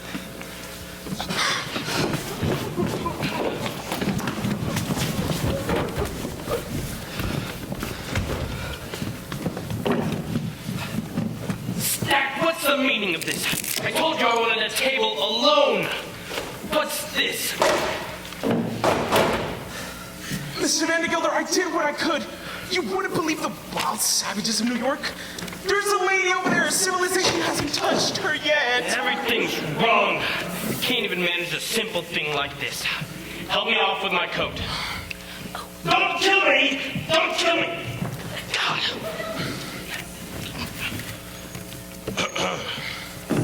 Who are those people over there? Some city sparks in their gals, Mr. Van de Gelder. What goes on in big cities? That's not to think about it.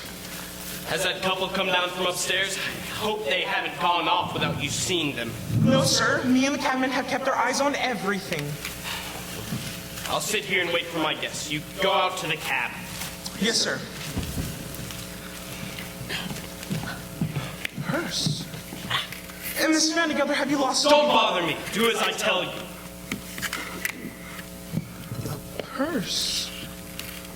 That fellow must have let it fall during the misunderstanding about the screen. No, I won't look inside. $20 bills. Dozens of them. I need to give this back. You're surprised. You're surprised.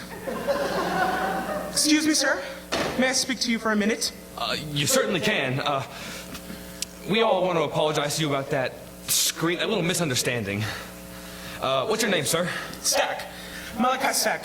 Sir, by any chance, have you lost anything? Mr. Stack, in this one day, I've lost everything I own. There it is. Don't mention it. Mr. Stack, you know what this is? It's a miracle! Don't mention it. Barnaby, come here a minute. I want you to shake hands with Mr. Stack. Mr. Stack here's just found the purse that I lost. Barnaby, you know that the purse full of money? You're a wonderful man, Mr. Stack. It's nothing. I'm certainly glad I went to church all these years. You're a good person to know, Mr. Stack, in a way. Mr. Stack, where do you work? Well, I've just started for Mr. Van de Gelder in Yonkers. You have? It's a miracle! Mr. Stack, I know you don't need it, but can I give you a little something for the good work? Don't mention it, it's okay.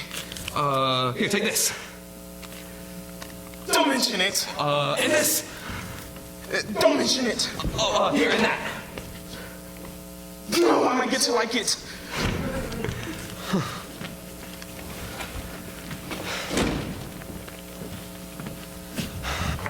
Irene, I feel a lot better about everything. Irene, I feel so much better that I'm gonna tell the truth. I'd forgotten that, Minnie. Men get drunk so differently from women. All right, what is the truth? Well, if I tell you the truth, will you let me put my arm around your waist? All right. You can put your arm around my waist, just to show that it can be done in a gentlemanly manner. But I must warn you, a corset is a corset. You're a wonderful person, Mrs. Malloy. Thank you. All right, now that's enough. What is the truth? I'm not rich as Mrs. Levi said I was. Not rich? I almost never went to New York, and I'm not like she said I was bad. And you should know that right this minute, Mr. Van de Gelder's on the other side of that screen. What? Well, he's not going to spoil any party of mine. So that's why we've been whispering. Let's forget all about Mr. Van de Gelder and have some more wine. East side, west side, all around. Evening, Mr. Van de Gelder. Where's Miss Simple? Mr. Van de Gelder, I'll never trust a woman again as long as I live. Well, what is it? She ran away this afternoon and got married. She did? Oh, married Mr. Vandergelder to a young boy of 50. She did? Oh, I'm as disappointed as you are. I can't eat a thing. What have you ordered? I ordered what you told me to, a chicken. Oh, I don't think I could face a chicken. Oh, waiter. How do you do? What's your name? August, ma'am. August, this is Mr. Vandergelder of Yonkers. Yonkers' most influential citizen, in fact. I want you to see that he's served with the best and served promptly. And, there'll only be 2 of us. Mr. Vandergelder's been through some trying experiences today. What with men hidden all over Mrs. Malloy's backstory. You don't have to tell her everything about me. Mr. Vandergelder, if you're thinking of getting married, you might as well learn right now you have to let women be women. Now, August, we want excellent service. Yes, ma'am. You've managed things very badly. When I plan a thing, it takes place. Where are you going? Oh, I'd just like to see who's on the other side of that screen. On the sidewalk.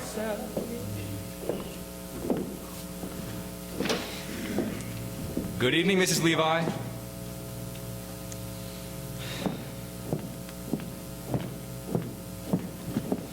Well, who was it? Oh, just some city sparks entertaining their girls, I guess. Always wanting to know everything. Always curious about everything. Always putting your nose in other people's affairs. Anybody who lived with you would get nervous as a cat. What? What's that you're saying? Said anybody who lived with you get nervous. Horace Vandergelder, put such ideas right out of your head. I'm surprised you would even mention such a thing. Understand, once and for all, I have no intention of marrying you. That's not what I meant. I hope not. I should hope not. Mr. Vandergelder, you go your way, and I'll go mine. Stop talking that way. That's not what I meant. I certainly hope I misunderstood you. Because if I had any intention of marrying again, it would be to a far more pleasure-loving man than you. Why, I'd marry Cornelius Hackle before I'd marry you. However, we won't discuss it anymore. Mrs. Levi, you misunderstood me. I certainly hope I did. Where's our waiter? Finally. Oh, here's August with our food. Oh, I'll serve it, August. Chicken.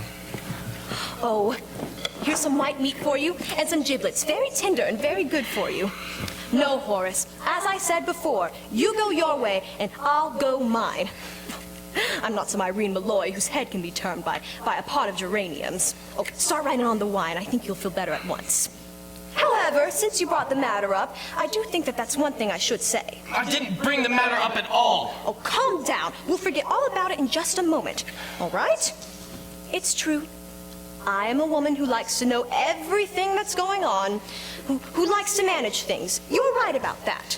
But I wouldn't like to manage anything as disorderly as your household, as out of control, as untidy. Ugh, you'll have to do that yourself, God help me. My house is not out of control. Oh, very well. Let's not say another word about it. Oh, have some of that squash. It's good. No, Horace.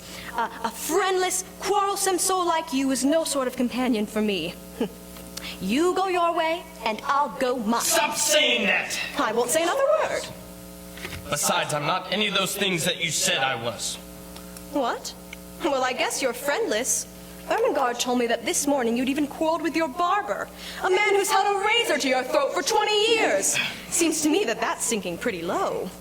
Well, but my clerks, They like you? Cornelius Hackle and that Barnaby? Behind your back, they call you Wolf Trap. They don't. No, Horace. It seems to me as though I were the only person in the world who still liked you. And even I'm just so-so. No, for the rest of my life, I intend to have a good time. You can find yourself some housekeeper who can prepare you 3 meals for $1 a day. It can be done if you like cold baked beans. You'll spend your last days listening at keyholes for fear someone's cheating you. Dolly, you're a damned exasperating woman. There. You see? That's the difference between you and me. I'd be nagging you all day to get some spirit into you. You could be a perfectly charming, witty, amiable man if you wanted to. I don't want to be charming. But you are. Look at you. You can't hide it. Listening at keyholes, Dolly, you have no such right to say things to me. At your age, you ought to enjoy hearing the honest truth. My age? My age? You are always talking about my age. I don't know what your age is, but I do know that up at Yonkers, with bad food and bad temper, you'll double it in 6 months. Let's talk of something else. However, before we leave the subject, there is one more thing I am going to say. Don't! Sometimes, just sometimes, I think I'd be tempted to marry you out of pity. And if the confusion in your household gets any worse, I may have to. I haven't asked you to marry me. Well, please don't. My house is not in confusion. What? With your niece upstairs in the restaurant right now? I've taken care of that more than you know. And your clerks skipping about New York. They're in Yonkers, where they always were. Nonsense! What do you mean, nonsense? Cornelius Hackle is on the other side of that screen this minute. It ain't the same man. All right. Go on. Go push it down. Knock it over. Be my guest. Go and see. I don't believe it. All right, all right. Eat your chicken.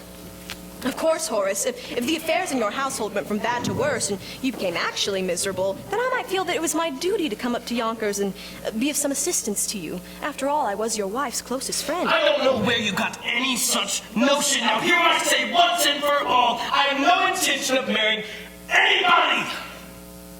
I'm tired and I don't want to talk. I won't say another word either. Irene, I think that we all better go. Here, you take this and pay the bill. Oh, don't worry, it's not mine. No. I'll tell you what we'll do.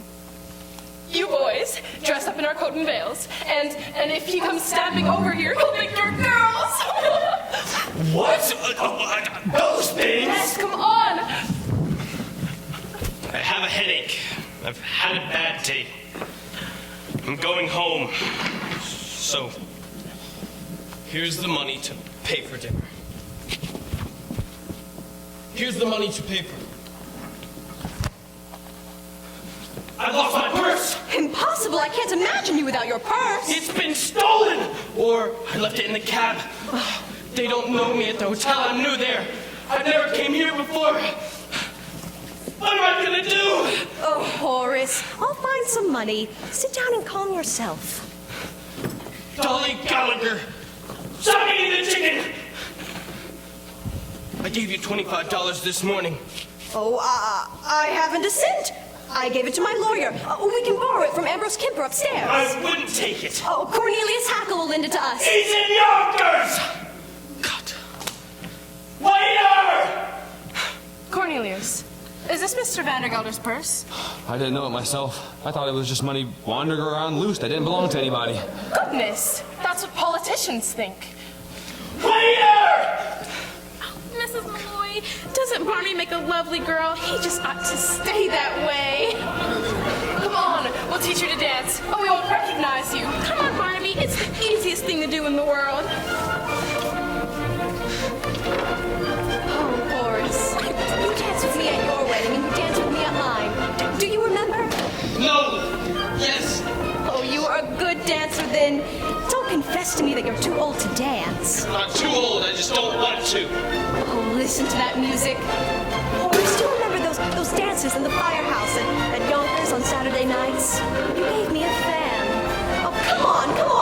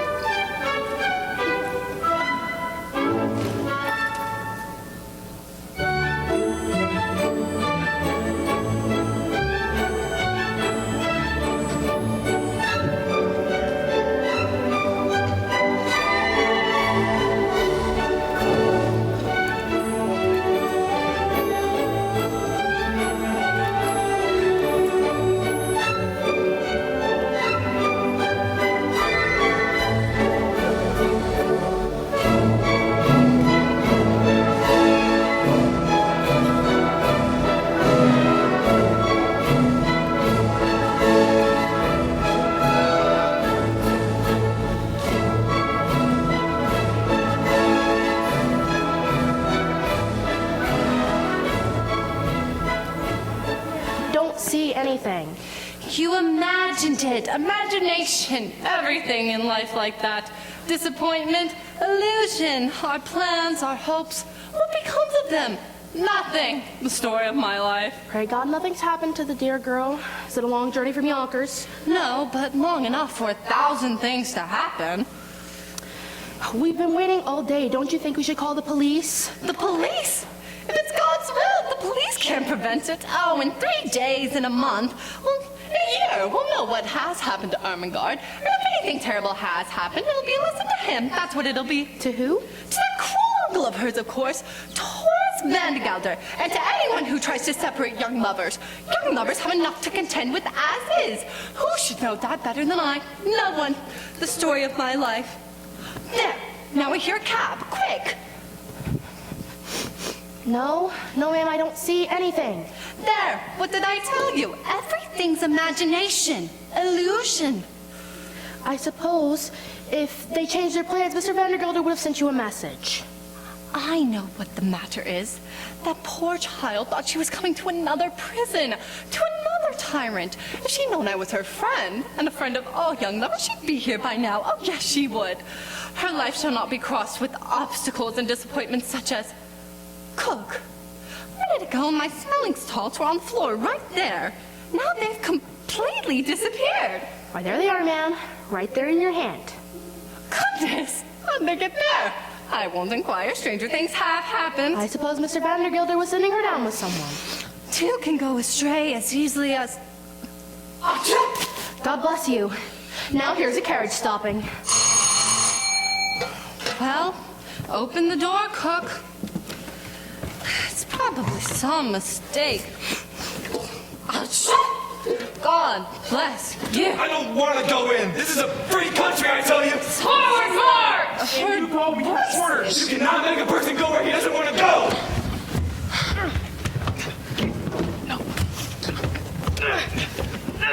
Get.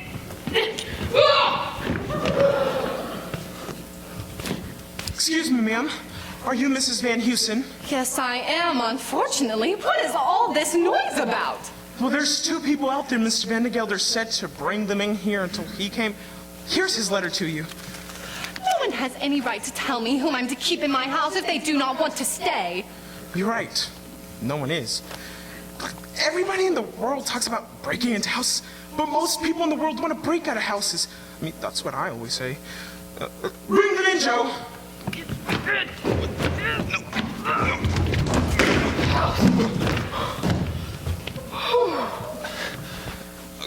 This young lady and I have no business being here. We jumped into a cab, asked to be driven to the station, and these men took us to the house and forced us to come inside. There's been a mistake. Is your name Mrs. Van Heusen? Everybody keeps asking me if my name is Miss Van Heusen. I think that's a matter I can decide for myself. Now, will you all be quiet while I read this letter?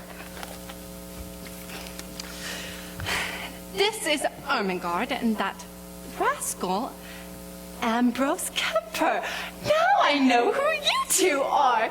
Anyway, they are trying to run away together. The story of my life. Keep them in your house until I come. Mr. Kemper, you have nothing to fear. Who are you? I'm Joe. I wait here till the old man comes. He owed me $15. That's right. He said to wait until he arrived. My dear, take off your things. We'll all have some coffee. You 2 go out and wait in the hall. I'll send some coffee to you. Cook, take them.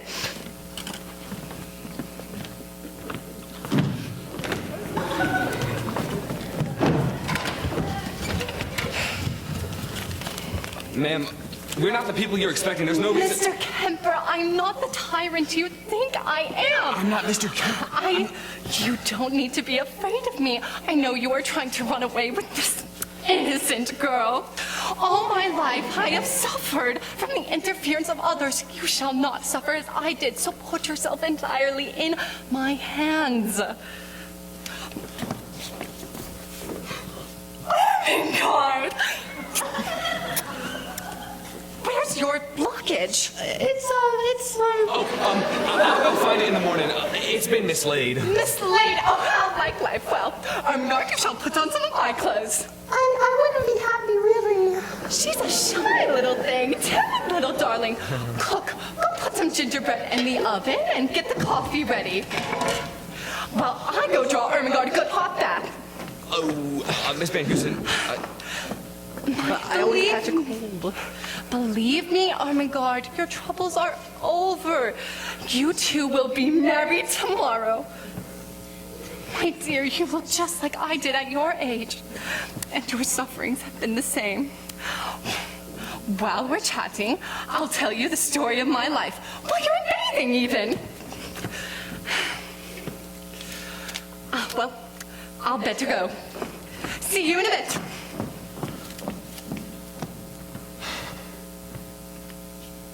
Barnaby, you think we could jump from this window? Yes, we'd kill ourselves. We'll just have to sit here and watch for something to happen. Barnaby, the situation's desperate! It began getting desperate 4:30, and it's only getting worse ever since. Now I have to take a bath and get slapped all over. Ermengarde, you still have those wet things on. Your bath's nearly ready. Mr. Kemper, come in the kitchen and put your feet in the oven. What's that? It's the doorbell. I expect it's your uncle. There's the doorbell. It's another cab with a man and a girl. Well, go and get it, Cook. Now, you two come with me. Come, Ermengarde. Come on. No. Easy, okay? Come on, everyone. Come on, put your feet in. Come on. No, that's impossible. Come in anyway.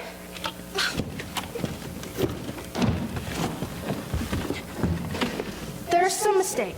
I'll tell Miss Van Heusen, but there's some mistake. But I tell you, I am Mr. Vandergelder's niece. I'm Ermengarde. Beg your pardon, miss, but you can't be Miss Ermengarde. But here I am. And that's my baggage.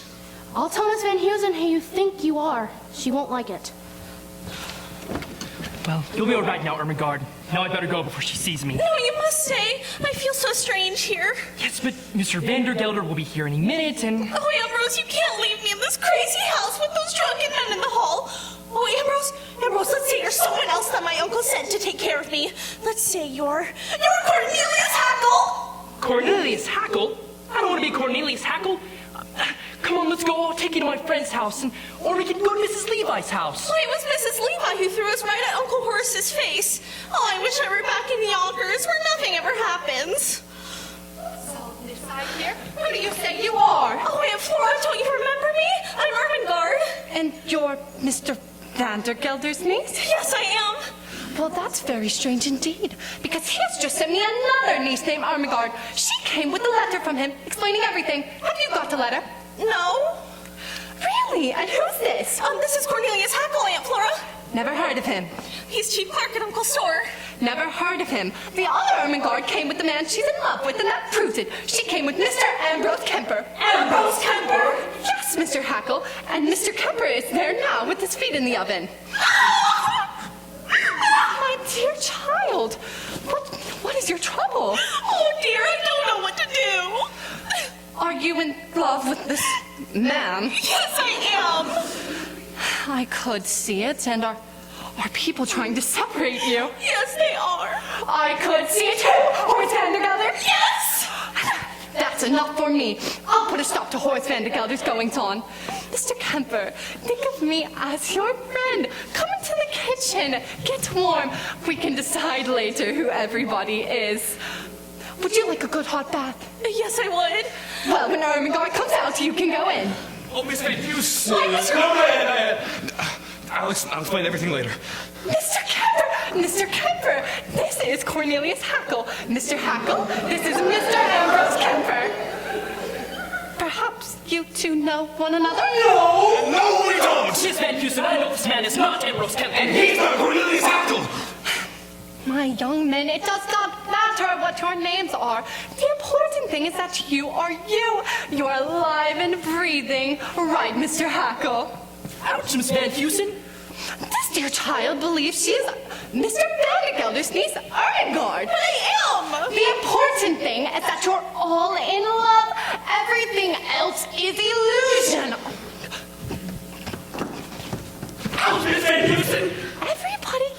asking me if my name is Miss Van Heusen.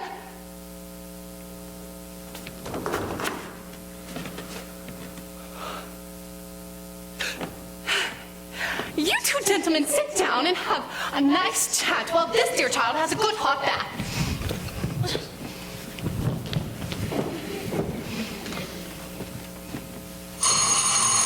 There's the doorbell. Again. Well, answer it. It's a cab and 3 ladies. I never saw such a night. Gentlemen, you can rest easy. I'll see that Mr. Vandergelder lets his nieces marry you both. Would y'all like some tea, coffee, anything? Flora, how are you? Tommy Gallagher, what brings you here? Flora, what are those 2 drunken men doing in your hall? I don't know. Horace Vandergelder sent them to me. Well, I've brought you 2 girls in much the same condition.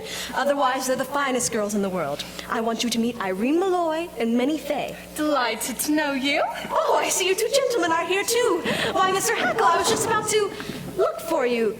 Somewhere here? No, Mrs. Levi, I'm ready to face anything now. Mr. Vandergelder will be here in a minute. He's downstairs, trying to pay for a cab without any money. Oh, I'll help him with that. Oh, yes, will you, dear? You had to pay the restaurant bills. You must have hundreds of dollars in there, it seems. It's his own purse that he lost. I couldn't give it back to him without seeming... I'll give it back to him. Will somebody please come pay for this cab? There, you help him with this now. I'll help you with that, Mr. Vandergelder.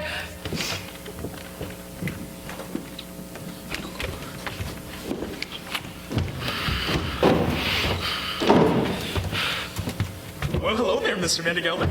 $15, Mr. Vandergelder. You're discharged! You too! Got caught up with you at last. I never want to see you again! You're discharged! Get out of the house, both of you! Now then, you. Stop ordering people out of my house. You can shout and carry on in Yonkers, but when you're in my house, you'll behave yourself. They're both dishonest scoundrels. Take your hat off. Gentlemen, stay right where you are. Mr. Vandergelder, I can explain.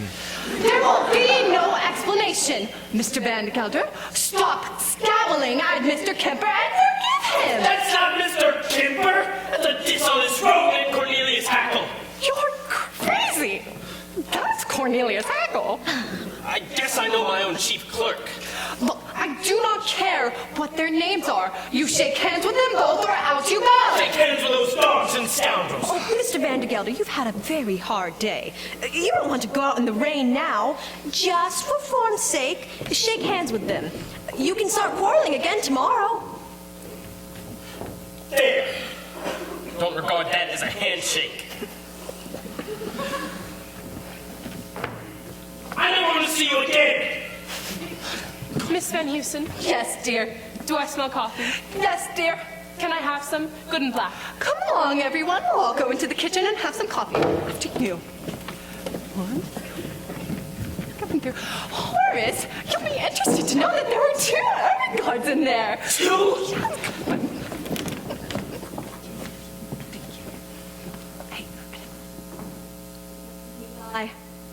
I'm going to get married again. After my marrying Horace Vandergelder for his money, I'm going to send his money out doing all the things you taught me. Oh, it won't be a marriage in the sense that we had one, but I shall certainly make him happy. And Ephraim, I'm tired. I'm tired of living from hand to mouth.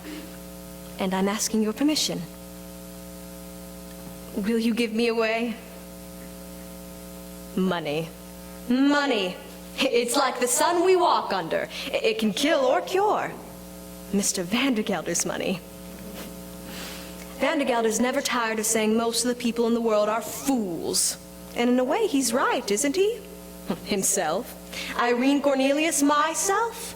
But there comes a time in everybody's life when he must decide whether he'll live among human beings or not. A fool among fools or a fool alone. As for me, I've decided to live among them. I wasn't always so.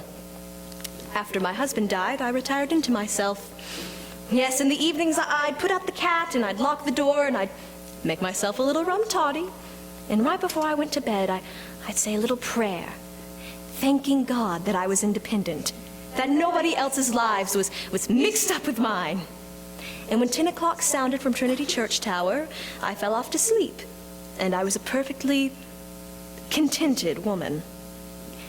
Then one night, after 2 years of this, an oak leaf fell out of my Bible. I had placed it there on the day my husband asked me to marry him.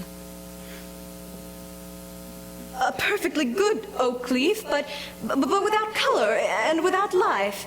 And suddenly I realized that for a long time I had not shed one tear, nor had I been filled with the wonderful hope that something or other would turn out well. I saw that I was like that oak leaf, and on that night I decided to rejoin the human race.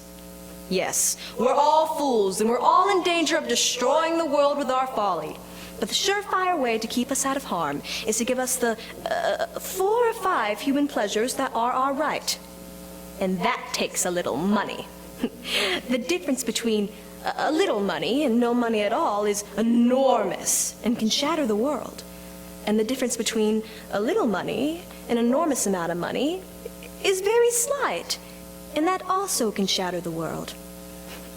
Money, I've always felt, money, pardon my expression, is like manure. It's not worth a thing unless it's spread about, encouraging young things to grow. Well, that's the opinion of the second Mrs. Vandergelder. Miss Van Houston asked me to bring you this. Oh, thank you both. What's been going on in the kitchen? A lot of foolishness. Everybody's falling in love with everybody. Gosh. I forgave him. Ermengarde, that artist. I knew you would. And I made Cornelius Hackle my partner. You won't regret it.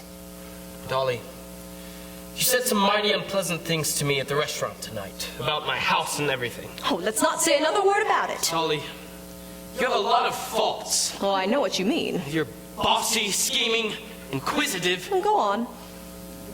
But you are a wonderful woman. Dolly, marry me. Horace! Oh, stop right there! I know I was a fool about Mrs. Malloy and that other woman, but forgive me and marry me. Horace, I don't dare. No, I don't dare! What do you mean? Horace, you know as well as I do that you're the first citizen of Yonkers.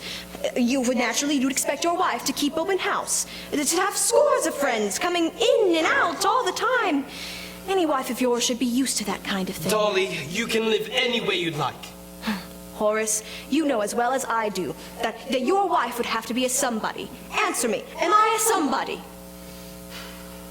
You are. Wonderful woman. No, you're partial. Horace, it won't be enough to load your wife with money and jewels, to insist that she be a benefactress to half the town. No, she must be a somebody. Do you think I have it in me to be a credit to you? Dolly, everybody knows you can do anything you wanted to do. I'll try. With your help, I'll try. And by the way, I found your purse. Well, where did you...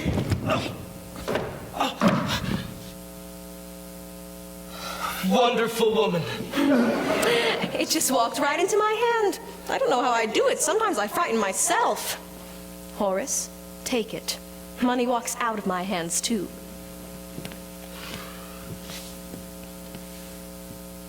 Keep it. Keep it. Horace,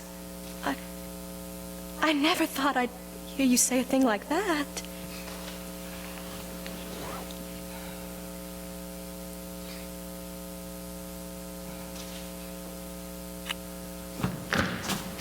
Holy cabooses. I'm sorry, I didn't know anyone was in here. Didn't know anybody was in here, idiot! Oh, Barnaby, come in, come in. Barnaby, come in.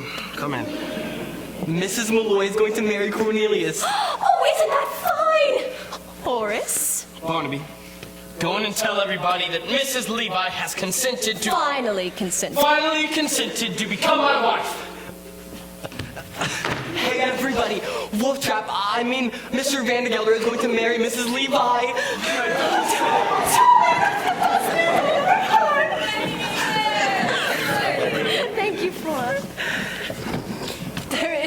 any more coffee.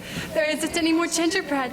But there are 3 couples in my house, and they're all going to get married. And do you know, one of those Ermengardes wasn't a dear little girl at all. She was a boy. Well, that's what life is. Disappointment, illusion. There isn't any more gingerbread, and there isn't any more coffee, and there isn't any more play. But there is one more thing we still ought to do. Oh, Barnaby, come here.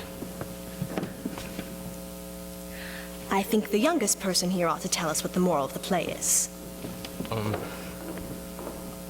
I think it's about adventure. The test of an adventure is when you're in the middle of it, you think to yourself, what an awful mess have I gotten myself into? And you wish you were sitting quietly at home. And you know something's wrong with you when you're sitting quietly at home wishing you were having awful lots of adventure. So now we all want to thank you for coming out tonight, and we hope you have the right amount of sitting at home and the right amount of adventure. Good night.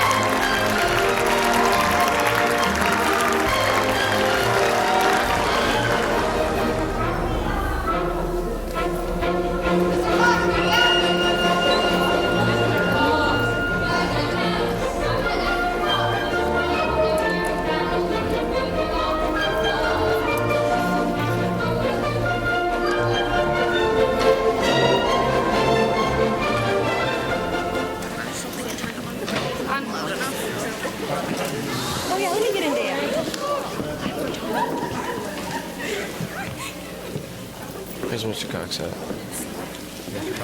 He's coming. Don't worry.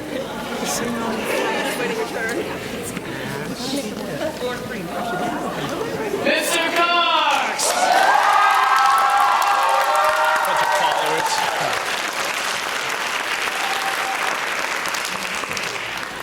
Miserable!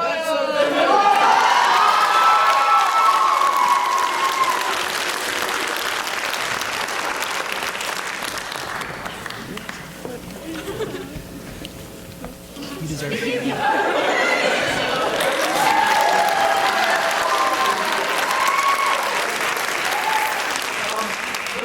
Let's get together and get a group picture. If anybody has a camera, we can get a picture of the company together.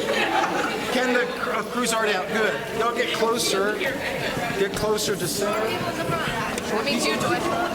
Wait. Get in. You can get in. No, why?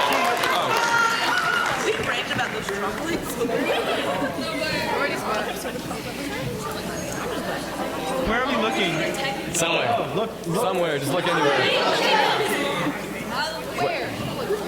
So winky. So winky at everybody. Wait, where's my mom? Everyone look at the Oh, hi, Mom.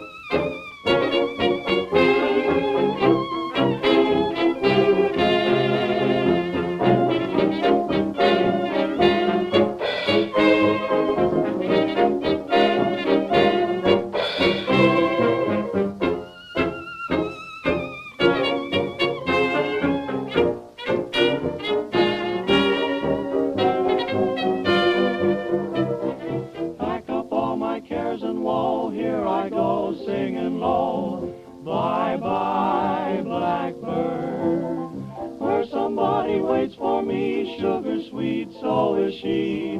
Bye-bye, blackbird. No one here can love or understand me. Oh, what hard luck stories they all have.